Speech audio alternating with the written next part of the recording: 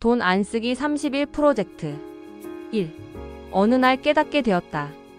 요즘 사람들의 일상은 결제로 시작해서 결제로 끝납니다. 커피 한 잔, 택시비, 간단한 간식, 온라인 구독 서비스. 우리의 손끝은 하루에도 수십 번 결제 버튼을 누릅니다. 저 역시 그랬어요. 습관처럼 결제하고 남은 건 잠깐의 만족감과 늘어난 카드 값이었죠. 어느 날 통장 잔고를 보고 깨달았습니다. 나는 이래서 버는 사람이지 모으는 사람은 아니구나. 그날 저는 결심했어요. 30일 동안 꼭 필요한 것 외엔 아무것도 사지 않겠다. 이건 단순한 절약이 아니라 나를 통제하는 실험이었습니다. 첫 주 불편함과 충동의 전쟁. 첫날은 괜찮았습니다. 커피를 안 사고 도시락을 싸고 택시 대신 걸었어요. 하지만 사흘째부터 마음이 흔들렸죠. SNS를 보면 친구들이 새 옷, 맛집, 여행 사진을 올립니다. 나도 저기 가고 싶은데. 소비 욕구는 눈으로부터 시작된다는 걸 그때 알았습니다. 그럴 때마다 저는 스스로에게 말했어요. 이건 금지가 아니라 선택이다. 나는 나를 지키는 중이다. 하루를 버틸 때마다 희한하게 자존감이 올라갔습니다. 그동안 돈으로 위로받던 나 대신 조금 불편해도 나 자신을 통제하는 성숙한 나를 보게 된 거죠. 3. 둘째 주 대체의 발견. 돈을 안 쓰면 없는 삶이 아니라 다른 방식의 삶을 만나게 됩니다.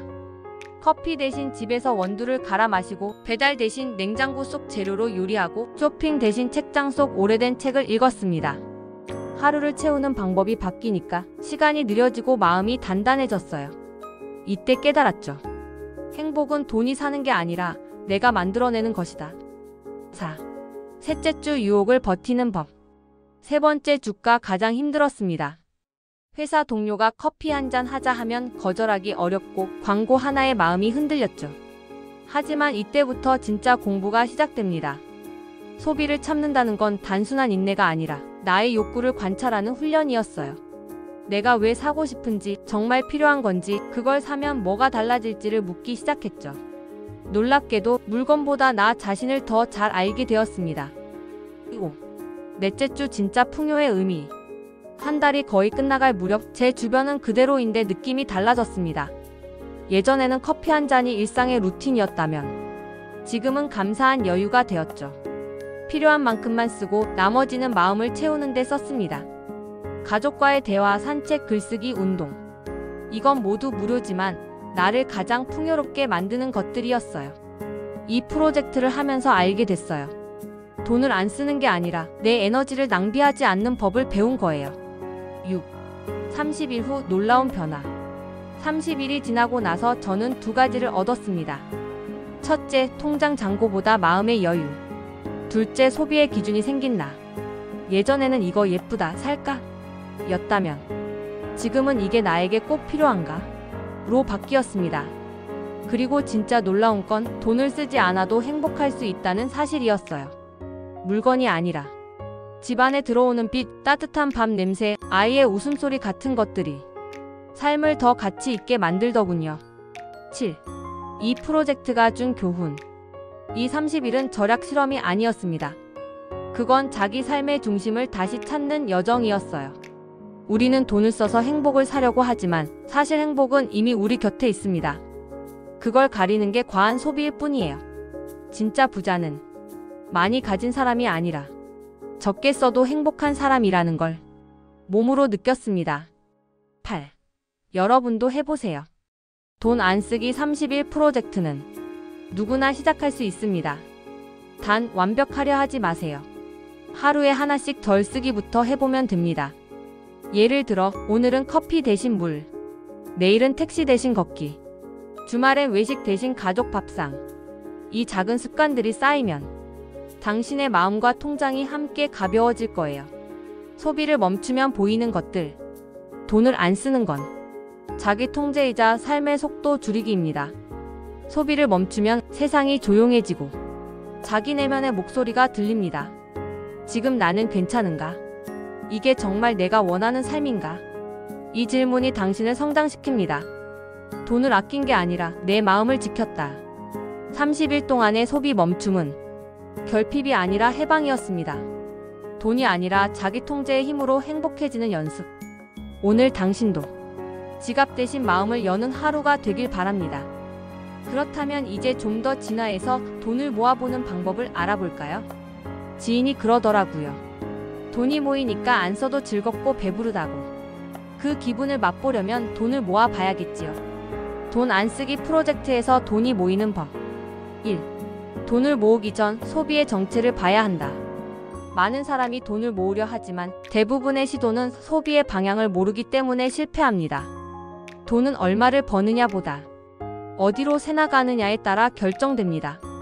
그래서 돈 안 쓰기 프로젝트의 핵심은 절약이 아니라 소비인식의 전환이에요. 우리가 아무 생각 없이 쓰는 돈. 커피, 구독료, 택시, 배달. 이건 다 습관적 소비입니다.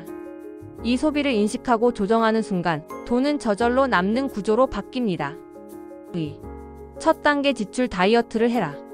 돈을 모으려면 먼저 내 돈이 어디로 새는지 알아야 합니다. 1단계 지난 한 달 결제 내역을 모두 기록하기. 카드 명세서, 이체 내역, 간편 결제 내역을 다 적어보세요. 그러면 놀라운 사실이 보입니다.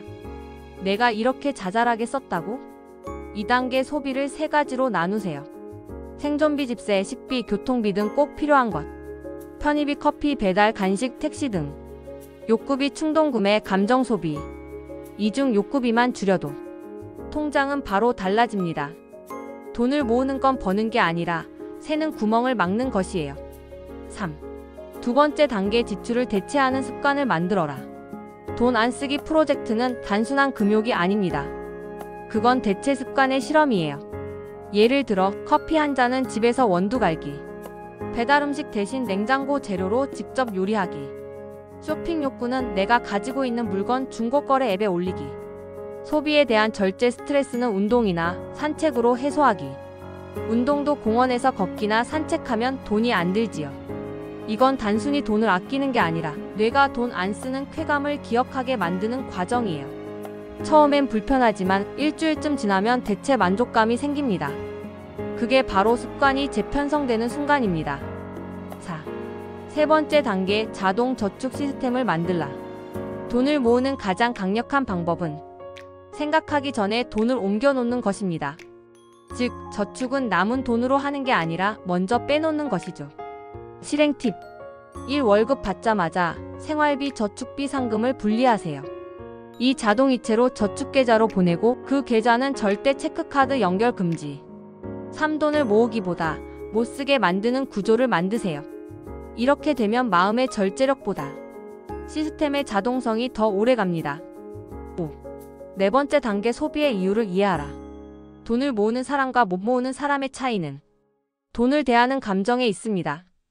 우리는 외로울 때, 피곤할 때, 인정받고 싶을 때 소비로 위로받는 경우가 많습니다. 즉, 소비는 감정의 언어입니다. 따라서 진짜 절약은 돈을 안 쓰는 게 아니라 감정의 주인이 되는 것이에요. 내가 왜 사는지, 왜 사고 싶은지 그 이유를 명확히 알면 무의식적 소비는 사라집니다. 6. 다섯 번째 단계 돈이 모이는 사고방식으로 전환. 돈이 모이는 사람들은 모두 공통적으로 이런 생각을 합니다. 내가 가진 돈을 어떻게 써야 나에게 돌아오는 가치를 키울 수 있을까? 즉, 단순 절약이 아니라 돈의 방향을 아는 겁니다. 소비 사라지는 돈, 투자 돌아오는 돈. 이 차이를 알게 되는 순간부터 당신의 돈은 모이는 구조로 바뀝니다. 책을 사고 배움을 얻고 기술을 익히고 건강을 관리하는 데 쓰는 돈은 지출이 아니라 자산이에요. 돈 안 쓰기 프로젝트는 결국 돈의 가치를 재정의하는 과정입니다. 7. 여섯 번째 단계 미니멀 라이프로 연결하라. 돈이 모이는 사람들의 공통점은 단순한 삶이에요. 물건이 적고 욕심이 적을수록 집도 마음도 가볍습니다. 미니멀 라이프는 절약이 아니라 집중의 삶입니다. 옷이 적으면 선택이 쉬워지고 물건이 적으면 청소가 간단하고 소비가 적으면 삶의 속도가 느려집니다. 결국 남는 건 시간, 여유, 마음의 평화예요. 그 평화 속에서 돈이 머무를 자리가 생기는 겁니다. 8. 일곱 번째 단계 작은 성공을 기록하라. 돈을 모으는 건 심리전이에요. 지루하고 즉각적인 보상이 없으니까 쉽게 포기하죠. 그래서 기록이 중요합니다. 매일 소비하지 않은 항목, 줄인 금액, 느낀 점을 기록하세요. 이건 단순한 숫자가 아니라 의식의 흔적이에요. 기록을 보면 나는 할 수 있다는 확신이 생깁니다. 이건 통장 잔고보다 더 큰 자산이에요. 돈이 모인다는 건 결국 나를 관리하는 힘. 30일 동안 돈을 안 쓰며 배우는 건 절약 기술이 아닙니다. 그건 자기 통제력의 회복이에요. 즉, 나의 욕구, 감정, 습관을 내가 다스릴 수 있는 능력. 이 능력이 생기면 돈은 따라옵니다.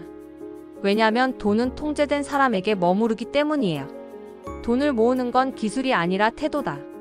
돈 안 쓰기 프로젝트는 지갑을 닫는 게 아니라 마음을 열고 욕구를 정리하는 시간이에요.